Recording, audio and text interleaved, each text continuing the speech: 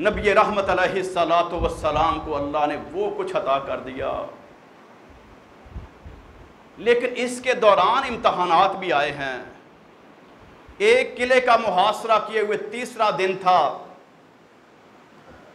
नबी मुकर्रम अलैहिस्सलातु वस्सलाम के वही गाइड और कमांडर खुबाब बिन मुंजर रजी अल्लाह ताला उसके कमांडर हैं, उनके फदाई और सिपाही आके कहते हैं अल्लाह के नबी अब तो चलने से भी कासर हो गए, इतनी थकावट, इतनी भूख, इतनी प्यास और मुसलसल ये मार्कों पे मार के कर करके अब तो बस हो गई है। अल्लाह के नबी अल्लाह से दुआ कीजिए अल्लाह हमारी मदद फरमा दे।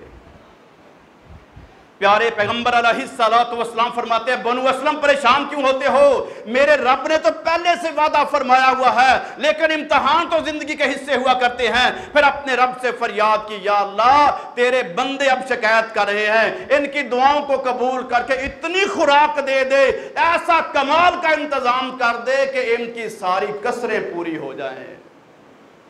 पैगंबर रहमत अलैहिस्सलातु वस्सलाम ने असर से पहले दुआ की है।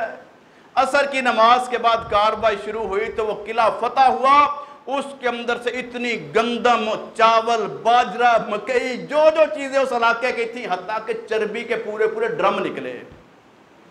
ये जो घी के तौर पर हम इस्तेमाल करते उस वक्त चर्बी होती थी, चर्बी खाने में भी काम आती थी, और एक दबाबा होता था जिस तरह से आज की बख्तरबंद गाड़ी है उसके व्हीलों को लगाते थे तो वो आगे सरवाइव करते थे, चलते थे। वो एंटी टैंक शिकन तोप आप कह लें या कोई इस तरह की गाड़ी जो उस दौर के मुताबिक थी, उसके अंदर ये इस्तेमाल होती थी। वहां से मंजनीके मिली, दबाबे मिले और बड़े बड़े हथियार, तलवारें, जिरहें, इतना कुछ अल्लाह ताला ने अता कर दिया कि सहाबा कराम ने खुशी के अंदर फिल फौर वहां से वो चर्बी भी ली, जो चीजें खाने वाली थी वो खाई और हंडिया चढ़ा दी।